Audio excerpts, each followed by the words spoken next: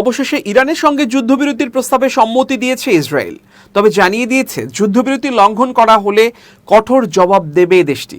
ইসরায়েলের সরকারের বিবৃতি উল্লেখ করে এ খবর দিয়েছে অনলাইন বিবিসি। ইসরায়েল জানিয়েছে, ইরানের বিরুদ্ধে হামলার মাধ্যমে লক্ষ্য অর্জন করার পরই তারা যুদ্ধবিরতিতে সম্মত হয়েছে। বিবৃতি অনুযায়ী ইসরায়েল ইরানের তাৎক্ষণিক অস্তিত্বগত হুমকি, পরমাণু অস্ত্র ও ব্যালিস্টিক ক্ষেপণাস্ত্র নিষ্ক্রিয় করেছে। তারা আরও বলেছে, তারা ইরানের সামরিক নেতৃত্বে ব্যাপক ক্ষতি করেছে এবং তেহরানের কেন্দ্রীয় সরকার পরিচালিত বহু গুরুত্বপূর্ণ স্থাপনা ধ্বংস করেছে। 24 ঘন্টায় ইসরায়েলি বাহিনী তেহরানের কেন্দ্রে সরকারি স্থাপনায় প্রচণ্ড হামলা চালিয়ে কয়েক শত বাসিজ সদস্যকে হত্যা করেছে। এই বাসিজ বাহিনীকে ইরানি সরকার প্রায়ই বিক্ষোভ দমন ও অভ্যন্তরীণ নিয়ন্ত্রণে ব্যবহার করে। আরেকজন সিনিয়র পারমাণবিক বিজ্ঞানীকে হত্যা করেছে বলে বিবৃতিতে দাবি করা হয়।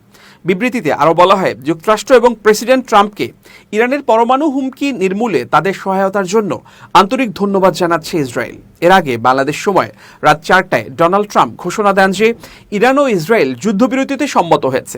সকাল 11টা 8 মিনিটে ট্রাম্প আনুষ্ঠানিকভাবে জানান যুদ্ধবিরতি কার্যকর হয়েছে।